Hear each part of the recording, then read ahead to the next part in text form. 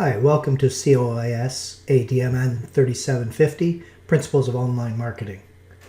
This is Chapter 1 for Digital Marketing Strategy. In this lecture, we're going to start to look at some of the introductory terms that are used in the course, that are used specifically by this textbook. And the first one is going to be above and below the line. Above the line is going to be advertising that's broadcast. So this is sort of your traditional broadcasting, TV, radio, newspapers, displays, outdoor. It's not targeted. It is just a shotgun approach. It's to hit as many people as possible.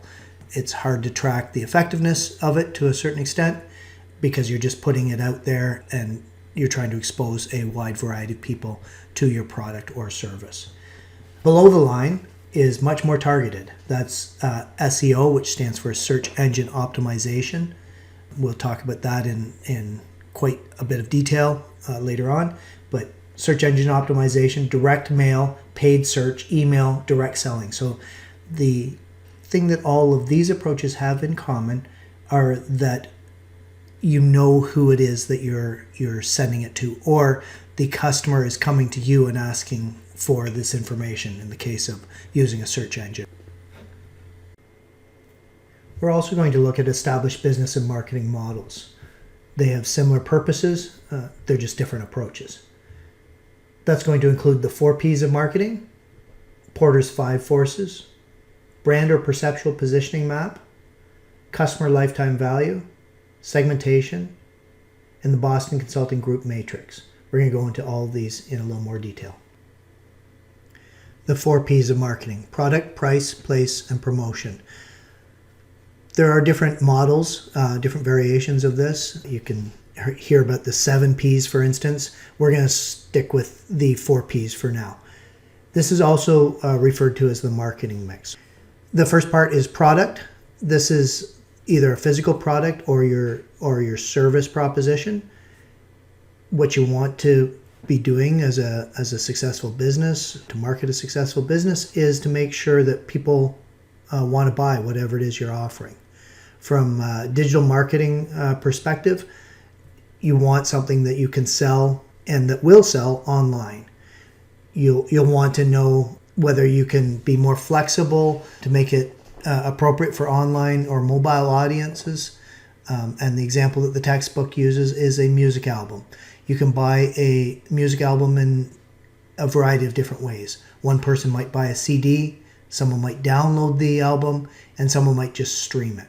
So this is all consuming your product if you're making the album, but it's being consumed in different ways. You need to understand the motivation behind the way your customer is going to use the product that you produce and get your marketing aligned to that. The next P is price. That's often more of a science than an art. There's things to consider like price elasticity that you may have taken in economics, competitive positioning. These are factors that economics takes a look at. But what we want to know is whether we're asking a price for the product that people are willing to pay. If your people aren't willing to pay it, you're obviously wasting your time, so you need to position your price appropriately. From a digital marketing perspective, you can do discounts and offers, but in the digital world, you can compare price very quickly. You can do cashback, vouchers, things like that have rewarded consumers.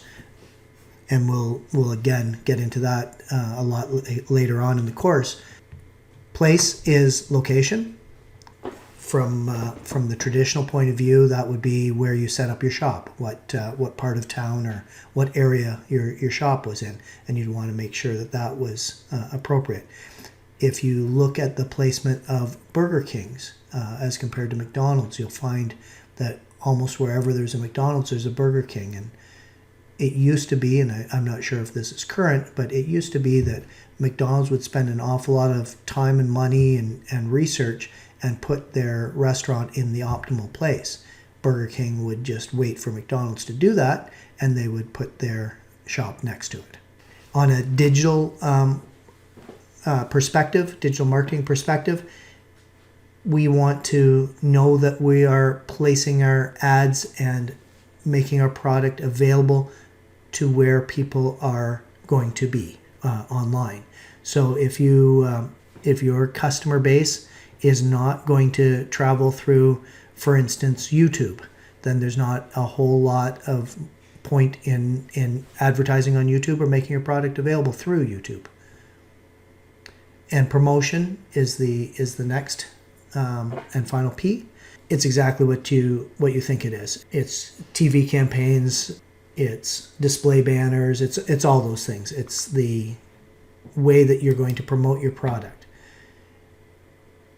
From a digital marketing perspective, you don't have the same amount of time that you would in a TV ad to get your point across. Things move faster digitally, and you just don't have 30 seconds typically for someone to pay attention. You think of the YouTube ads that come up; they're typically 15 seconds or less. People just don't have that attention span. They won't waste that kind of time anymore.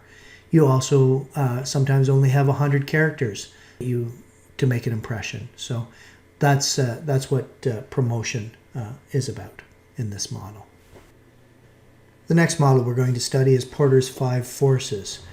This was developed by Michael Porter, and it's to analyze the competition within an industry. So one of the 5 forces that you see there is the threat of substitute products or services. It's the threat to a company that someone else can produce a similar enough product or service that it can be a substitute for the product or service that they have.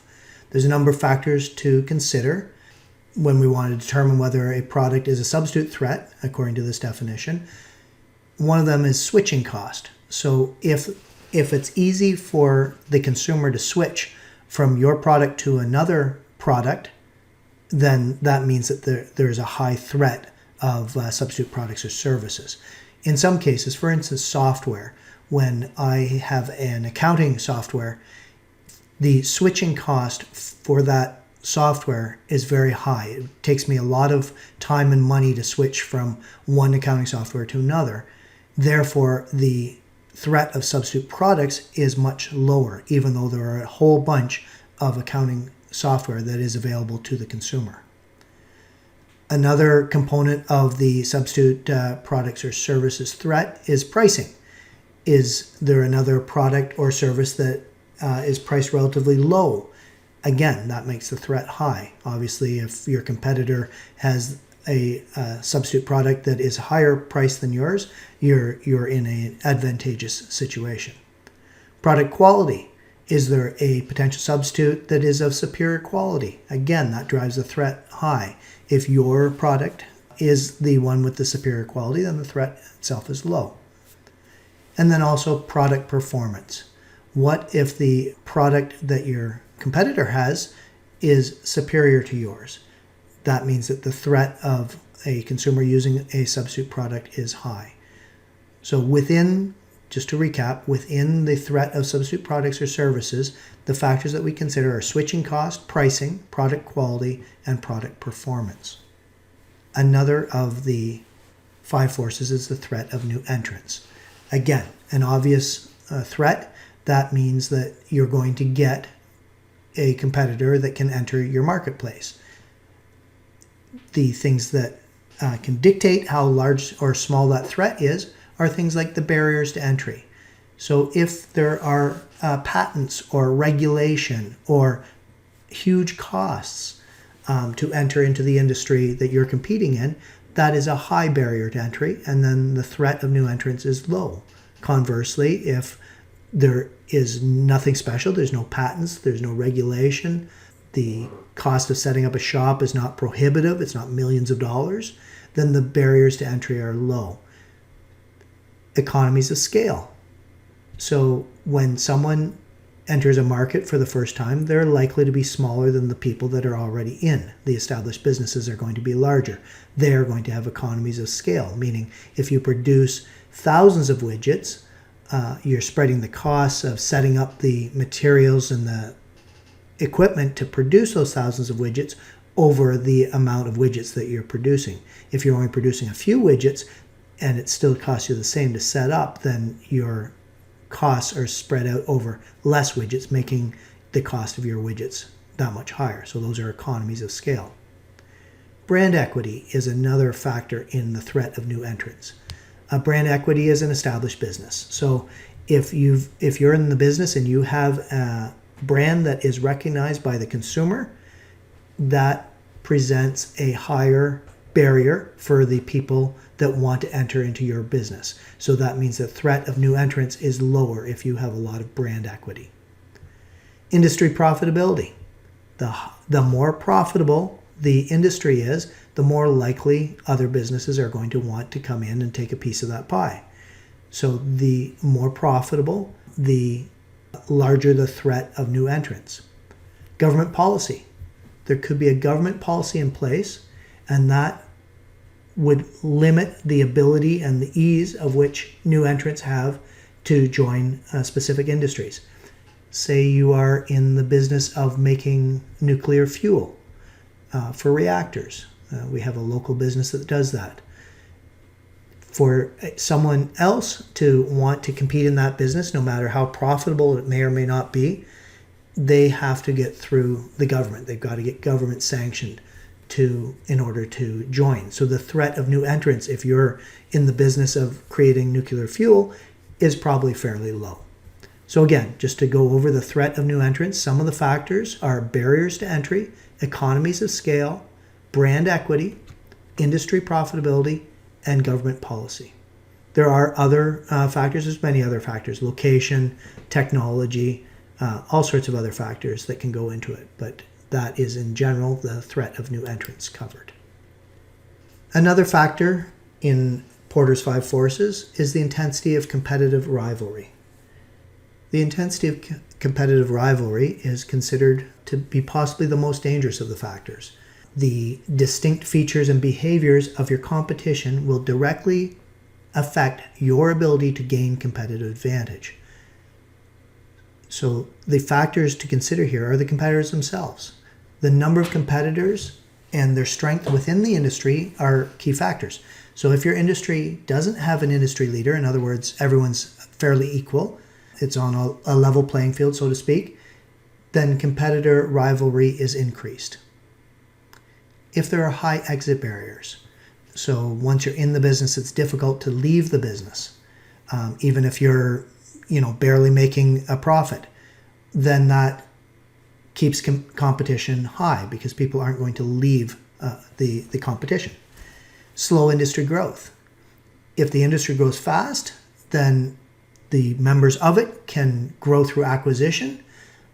However, those new customers are shared out when the acquisitions are made.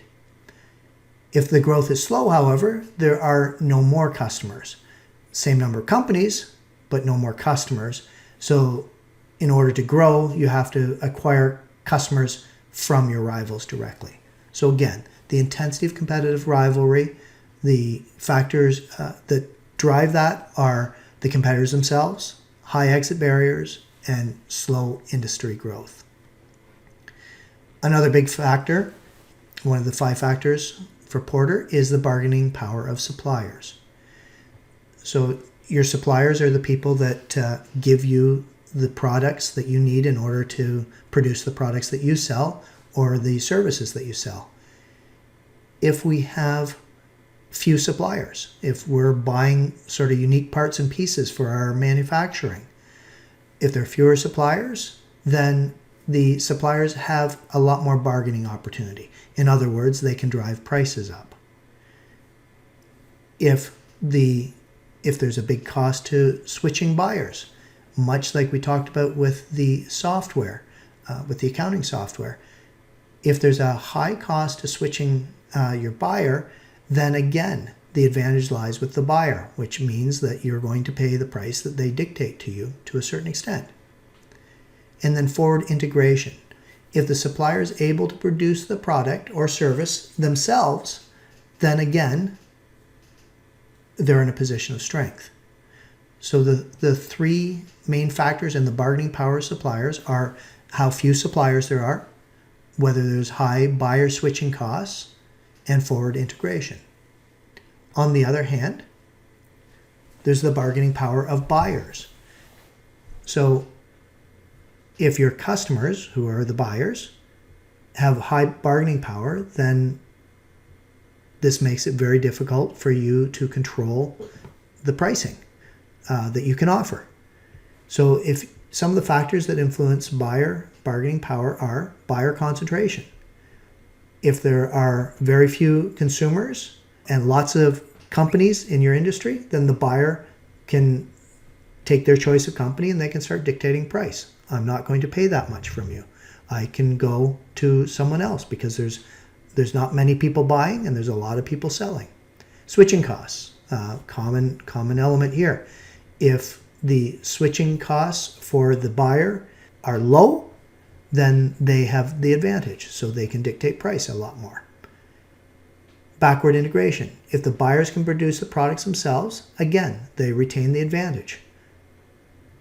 So the three factors that contribute towards bargaining power of buyers are buyer concentration, switching costs, and backward integration. So to take a little step back on the Porter 5 forces, what this really dictates is your pricing and the amount of profit that you can make within your industry. So we talk about, in other courses, we talk about sustained competitive advantage. And for your company to make a long-term profit, that's what you're looking for. You're looking to have a competitive advantage over your rivals and to be able to sustain that over a period of time and therefore be able to make more money. All of these forces that are controlling, like whether your bargaining power of suppliers is high or the buyers have high bargaining power, those are all going to lower the amount of money that you can make because you're just not going to be able to control the environment. The next model to look at is the brand or perceptual positioning map.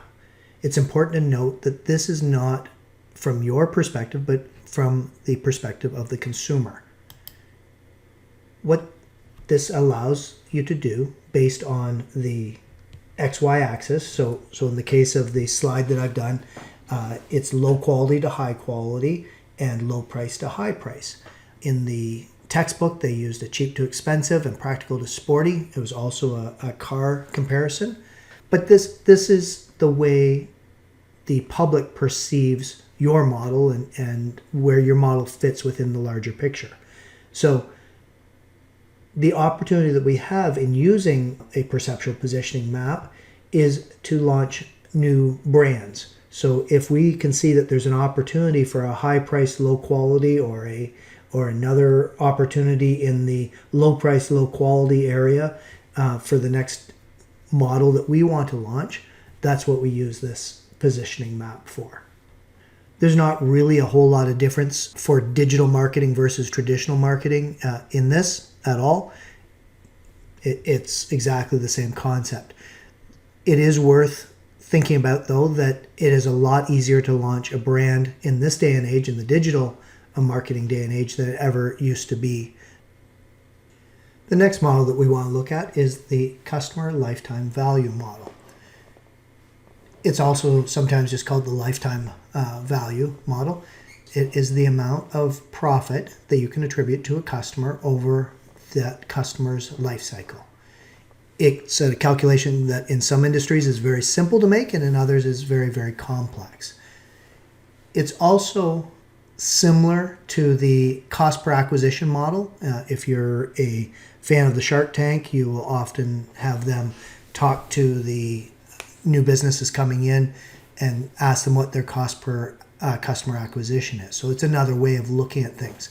This calculation, though, is fairly straightforward in the way we're going to consider it for this course, and it's going to be the amount of profit that we generate from each customer. So the factors, it's essentially the length of the customer lifetime times the average margin per customer. So there's things that we can influence with our customers. The length of the customer lifetime, we can use customer relationship management programs to keep that customer around longer or make them buy for a longer period of time, be interested in our product. If we have high service levels, we can keep them coming back, presumably. If we have member schemes, meaning that we're going to reward our members for bringing in new members, that will affect the length of the customer lifetime and therefore increase the customer lifetime value. The other side of the coin is the average margin, how much money we make per customer. Is our customer making repeat purchases? Obviously, if we make $10 per purchase, we want them to make as many purchases as possible. Can we cross-sell or upsell? If you go into McDonald's, they'll ask you if you want fries with that. If you go into Starbucks, would you like something to eat today? Those are upselling. When you have a customer that's in front of you and is already in the store making that visit, you want to sell them as much as you possibly can. If we have low returns and refunds, that's going to obviously make our margins higher. If our pricing is such that we can keep it relatively high, then our margin's going to be high, obviously, as well.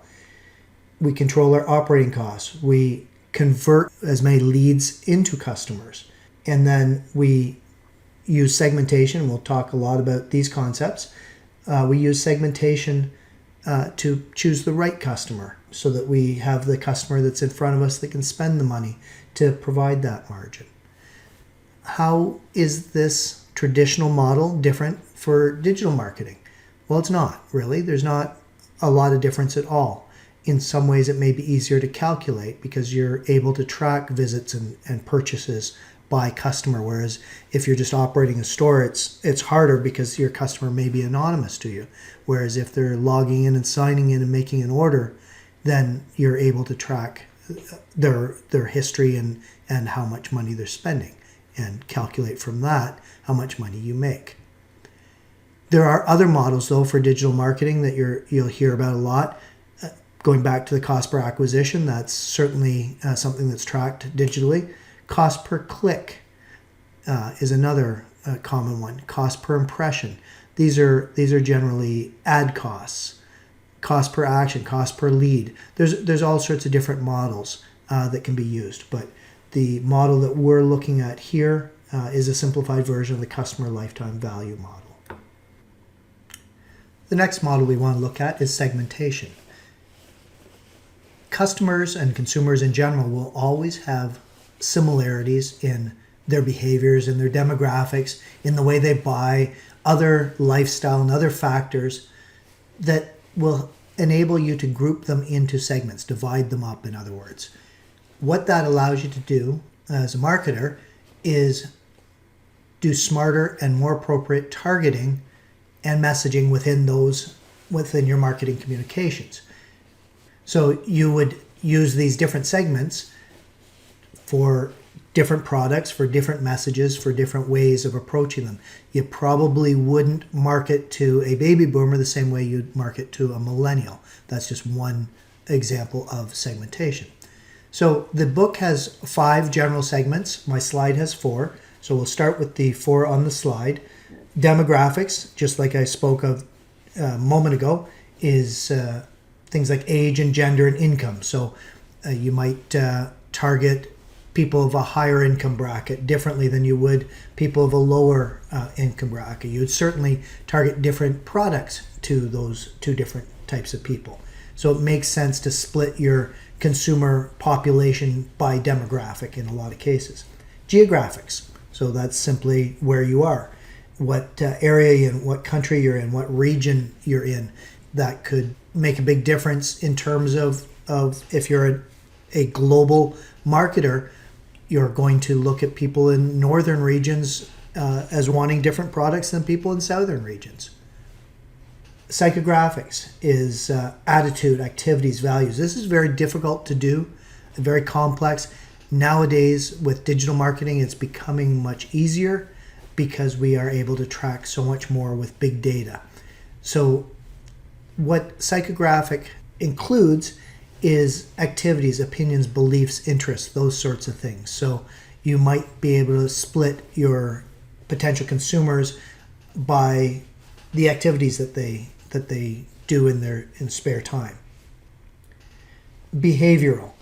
So behavioral is based on purchase habits and based on usage. So it's been difficult to understand traditionally, but again, with the amount of data that we're able to collect when people are visiting websites and enrolling and filling out form, we are able to make a lot better guesses and estimates and better classifications for people by behavioral. The one category of segmentation that the book has that my slide does not is benefit.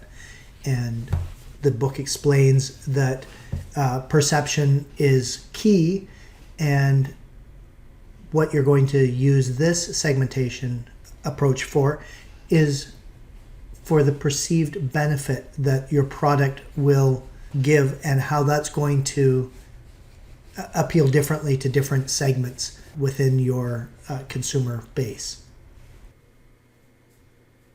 The final model we're going to look at is the Boston Consulting Group Matrix. Bruce Henderson is the founder of the Boston Consulting Group, and according to him, to be successful, a company should have a portfolio of products with different growth rates and different market shares. This model is somewhat similar to the perceptual model that we looked at before, but it's used for a very different purpose. It categorizes products within the portfolio. So within your portfolio of products, it's going to categorize each of those products. It's going to categorize them into 4 different categories, and you can see them before you in the slide. They're going to be in question marks, stars, dogs or poor dogs, and cash cows. So a cash cow is a high market share in a slow growth environment type of a product. They're strong and safe. They generate money steadily. They're not, the market itself is not growing at any specific high pace or anything like that. There's not a lot of investment that you have to make into your cash cows. They're very highly profitable. The dogs are the low market share in a slow growth environment. So they're not the strongest part of the portfolio, and in fact can be damaging to the business. As a group, they tend to break even, so they're not offering your business a great amount of benefit. And what businesses generally look to do is to reduce or sell off dog products. They should definitely be leery about investing money into the dogs because the returns are unlikely. Question marks. They're the low market share in a high growth environment. They could go in either direction. That's why they're question marks. They are growing rapidly, but they have a low share, so they do take up a lot of the business's cash, but they don't generate a great deal of revenue. It can become a star if it gains market share, and it can even become a cash cow, but it has the definite potential to become a dog if the market slows before the question mark has gained momentum. The decisions around what to do with question marks require extensive analysis. Stars are high market share in a high growth environment. They generate cash due to having strong market share, but they also take up a lot of investment because it's a high growth environment. Once the growth in the environment declines, the stars become cash cows. So having a bunch of stars in your portfolio, which will ultimately become the next cash cows, is a very important strategy. So the matrix shows you not only the position of each product, but also by manipulating the size of each category, the value of each product.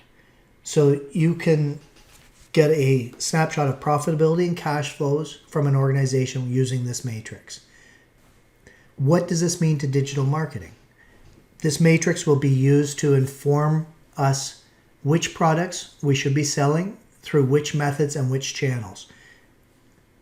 So it'll influence our overall digital strategy. We can also assess our digital channels themselves using this matrix, and then we can understand whether we're applying our focus effectively. Thank you very much. That concludes Chapter 1 of Digital Marketing Strategy.